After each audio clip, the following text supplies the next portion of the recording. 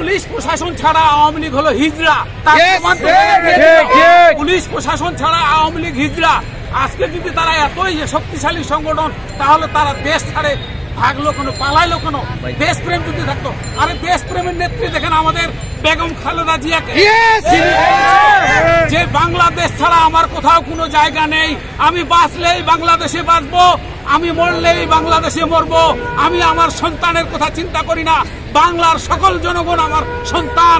এরকম নেত্রী হন, এরকম জীবন গঠন করুন। আজকে গোটা বিশ্ব তার জন্য কাঁদতেছে। আজকে উনি মহেশী নারী হচ্ছে দেশ নেত্রী বেগম খালেদা জিয়া।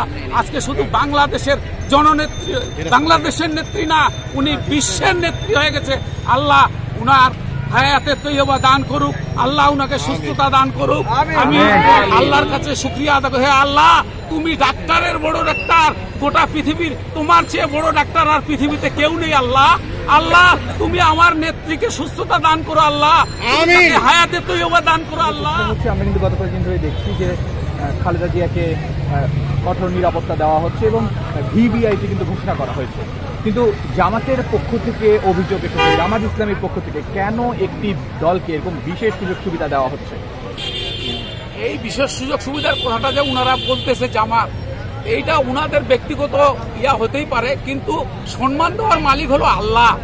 আপনাকে সম্মান কে দিবে সেটা মানুষ জনগণ জানে না। আল্লাহ সম্মানের উচ্চ শিখরে নিয়ে যেতে পারে এবং সেকেন্ডের মধ্যে ধূলিসাৎ করে দিতে পারে। আজকে যে উনাকে যে এই যে ইয়েগুলা দিচ্ছে, এটা উপর আল্লাহর তরফ থেকে কিছুটা আসতেছে। আল্লাহ যদি উনার নসিবে এই সম্মানটুকু রাখছে বলেই আজকে উনি সম্মানগুলি পাচ্ছে।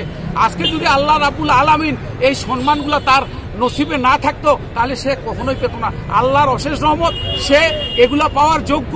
সে হয়তো ভালো কাজ করছে, জনগণের ভালোবাসা, জনগণের ভালোবাসা, এই জন্যই আজকে গোটা দেশ তার জন্য দোয়া করতেছে এবং এই যে সম্মানগুলো পাচ্ছে, এটা বললাম তো একটা কথাই, যে সম্মান দেওয়ার মালিক উপরে আল্লাহ রাব্বুল আলামিন, সম্মান দেওয়ার মালিক উনি এবং সম্মান ধরিষ্ঠা। আপসহীন নেত্রী কাকে বলে? আপসহীন নেত্রী উনার সেই স্বৈরাচার বিরোধী এরশাদ আন্দোলন আমি দেখছি, রাজপথের আন্দোলন আমি দেখছি। তার জীবনে জেল জুলুম, সে কখনো এই দেশ ত্যাগ করে নাই। সে চিকিৎসার জন্য তাকে বলা হয়েছিল তখন মঈনুদ্দিন ফখরুদ্দিনের আমলে, যে আপনি মুসলেকা দিয়ে বাইরে চলে যান বা অমুক করেন তমুক করেন, আপনার সব ইয়ে করেন, কিন্তু উনি অন্যায়ের কাছে কখনো মাথা নত করেন না। আপসহীন নেত্রীর তকমা যে উনি পেয়েছেন, উনি কিন্তু একদিনে আপসহীন নেত্রীর কথা এই তকমা পানে। উনি তো একজন সাধারণ গৃহিণী ছিলেন। উনার পূর্বের যে আমরা ভিডিওগুলো দেখি, আজকে যে উনি এই রাজনীতিবিদ এত বড় একটা জননেত্রী, বাংলাদেশের জননেত্রী হয়ে উঠছে, একদিনে উনি হয়ে উঠেননি। তার দেশের প্রতি দেশপ্রেম, ভালোবাসা, দেশের জনগণের প্রতি ভালোবাসা, সে বলে নাই যে আমার পৃথিবীতে কোথাও কোনো জায়গা নেই, আমার জন্মস্থান এখানেই, আমার মৃত্যু হবে এখানেই, এই বাংলাদেশেই। উনি তো ইচ্ছা করলে আয়েশি জীবন যাপন করতে পারতেন, উনি উনার জীবনে অনেক কিছু করতে পারেন, কিন্তু উনি বাংলাদেশের জনগণকে ভালোবাসেন, বাংলাদেশের মা ও মাটিকে ভালোবাসেন, বাংলাদেশের সর্বস্তরের যত ধর্ম বর্ণ নির্বিশেষে সকলের প্রতি উনার ভালোবাসা এবং অশেষ ইয়া উনার আছে। উনি সবসময় বাংলাদেশকে ভালোবাসেন, এটাই আমি বলছি। উনি একদিনেই এই নেত্রী হয়ে উঠেননি, এর পিছনে অনেক ইতিহাস। আচ্ছা, পরবর্তী যেই অভিযোগটা করছে তার সাথেই যে বলছে যে একটি দলকে এখনই যে ধরনের বিশেষ সুবিধা দেওয়া হয়, সামনে নির্বাচনে যে লেভেল প্লেয়িং একটা ফিল্ড নিশ্চিত হবে, তারা কিন্তু এটা নিয়ে সন্দিহান প্রকাশ করেছে। তারা এটা বলতেই পারে, এটা তাদের ব্যাপার, এই বিষয়ে আমি কিছু বলতে চাচ্ছি না। আমার যেহেতু আমি অত বড় নেতা নই, আমি একটা ক্ষুদ্র মানুষ, আমি একজন তৃণমূল বিএনপি, আমি একজন ক্ষুদ্র ব্যক্তি। আমি রাজনীতি করি, ভালোবাসার রাজনীতি করি। আমি রাজনীতি এরকম রাজনীতি করি না যে রাজনীতি করে আমাকে বাড়ি গাড়ি করতে হবে, এই রাজনীতি আমি করতে রাজি না। আল্লাহ পাক যেন আমাকে ওই রাজনীতি করায় না। আমার কথা হলো, আমার পকেট থেকে 2 টাকা খরচ হয়ে যদি দেশের জনগণ ভালো থাকে, দেশ ভালো থাকে, এই দেশপ্রেমের রাজনীতি আমি করতে চাই। আমার জীবনে আমি পদ পদবি নিয়ে পাগল নই, আমি দলকে ভালোবাসি। যেই নেত্রী হোক, যারাই দেশকে ভালোবাসবে, আমি তাদের পক্ষে সবসময় থাকবো, এটাই আমার থিম, এটাই আমার চিন্তা চেতনা। আচ্ছা, বারবার কিন্তু বিএনপির পক্ষ থেকে বিনীতভাবে অনুরোধ করা হচ্ছে যেন হসপিটালের সামনে না আসা হয়, ভিড় না করে, এরপরে তো এসেছে। এটা এসেছি, আমরা আর আবেগ ধরে রাখতে পারি না। মনের মধ্যে একটা আবেগ, যে নেত্রী কতটুকু ভালোবাসা থাকলে আমরা চুপ করে থাকতে পারি না। তারপরও আমরা গেঞ্জাম করতে চাচ্ছি না, যেহেতু সিনিয়র নেতৃবৃন্দর একটা দিক নির্দেশনা আছে যে এখানে গেঞ্জাম করা যাবে না, এখানে গেঞ্জাম করলে আরো ভিড় হবে, গেঞ্জাম হবে, এখানে একটা পরিবেশটা একটা বিশৃঙ্খলা সৃষ্টি হতে পারে। এটা তারা সুন্দর একটা দিক নির্দেশনা আমাদেরকে দিয়েছে। তো আমিও চাই যে আমিও এখানে গেঞ্জাম করি না, আমাকেও আর বেশি কথা বলাইয়েন না। এই আমরা সকলেই যারা আসি গোটা বাংলাদেশ দেশ থেকে এখানে লোক আসছে, যারা দেশকে ভালোবাসে, যারা নেত্রীকে ভালোবাসে, তারা আসছে মনের আবেগে, মনের ইয়াতে তারা আসছে। তো আমরাও গেঞ্জাম করতে চাই না। নেত্রী ভালো থাক, আল্লাহ পাকের কাছে এই কামনাই। সর্বশেষ একটা ছোট করে জানতে চাবো যে ভবিষ্যতে বিএনপির নেতৃত্বে কাকে দেখতে চান? জাইমা রহমান রয়েছে, জুবাইদুর রহমান, কাকে দেখতে চান ভবিষ্যতে? ও আরেকটি ভবিষ্যৎবাণী আমি করছিলাম, যখন ওই যে মহিউদ্দিন ফখরুদ্দিন আমলে আমাদের ভারপ্রাপ্ত চেয়ারম্যানের উপর যখন অত্যাচার হচ্ছিল, টর্চার হচ্ছিল, তখন আমি একটা মনে মনে ইয়া করছিলাম যে আমাদের ভারপ্রাপ্ত চেয়ারম্যান তারেক রহমান স্যার আজ হোক বা কাল হোক, টুডে এন্ড টুমরো, আজ হোক বা কাল হোক, উনি একদিন না একদিন বাংলাদেশের প্রধানমন্ত্রী হবে। এটা আমি একটা ভবিষ্যৎবাণী করছিলাম সেই ইয়ার আমলে। আল্লাহ আমার এই ভবিষ্যৎবাণীটুকু কতটুকু কবুল করবে না করবে আমি জানি না।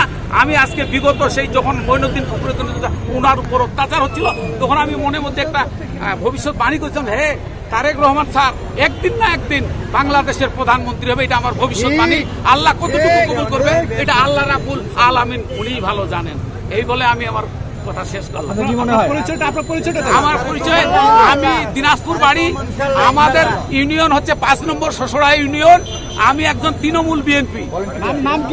নাম মোহাম্মদ মঞ্জুরুল ইসলাম।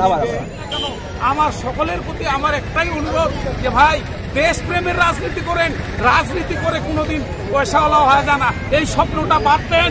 রাজনীতি করেন, রাজনীতি করলে পকেটের পয়সা খরচ হয়। যারা রাজনীতি করবেন তারা ওই আগেকার মতো স্বপ্ন দেখেন না। আপনারা সামনে তো একটা ট্র্যাজেডি দেখলেন, কি ঘটে গেল, যে অন্যায় অত্যাচার জুলুম করলে কি হয়। তারা তো বলছিল যে আমাদের ভিত এমনই মজবুত, আমরা পুলিশ প্রশাসন ছাড়া আওয়ামী লীগ হলো হিজড়া। পুলিশ প্রশাসন ছাড়া আওয়ামী লীগ হিজড়া। আজকে যদি তারা এতই শক্তিশালী সংগঠন, তাহলে তারা দেশ ছাড়ে ভাগলো কেন, পালাইলো কেন? দেশপ্রেম যদি থাকতো। আরে দেশপ্রেমের নেত্রী দেখেন আমাদের বেগম খালেদা জিয়াকে, যে বাংলাদেশ ছাড়া আমার কোথাও কোনো জায়গা নেই, আমি বাঁচলেই বাংলাদেশে বাঁচবো, আমি মরলেই বাংলাদেশে মরবো, আমি আমার সন্তানের কথা চিন্তা করি না, বাংলার সকল জনগণ আমার সন্তান। এরকম নেত্রী হন, এরকম জীবন গঠন করুন। আজকে গোটা বিশ্ব তার জন্য কাঁদতেছে। আজকে উনি মহেশী নারী হচ্ছে দেশ নেত্রী বেগম খালেদা জিয়া। আজকে শুধু বাংলাদেশের জননেত্রী, বাংলাদেশের নেত্রী না, উনি বিশ্বের নেত্রী হয়ে গেছে। আল্লাহ উনার হায়াতে তৈয়বা দান করুক, আল্লাহ উনাকে সুস্থতা দান করুক। আমি আল্লাহর কাছে শুকরিয়া আদায় করি, হে আল্লাহ তুমি ডাক্তারের বড় ডাক্তার, গোটা পৃথিবীর তোমার চেয়ে বড় ডাক্তার আর পৃথিবীতে কেউ নেই। আল্লাহ আল্লাহ তুমি আমার নেত্রীকে সুস্থতা দান করো, আল্লাহ হায়াতে তৈয়বা দান করো আল্লাহ। এই বলে আমি আমার কথা শেষ করলাম। আসসালামু আলাইকুম ওয়া রাহমাতুল্লাহ। আপনি দিনাজপুরে কখন আসছেন? আমি দিনাজপুরে আসছি গতকালকে রাতে নামছি। আমি গতকালকে রাতে, আমি দুপুরে আসছিলাম। আমি দিনাজপুর থেকে গতকাল রাতে নামছি।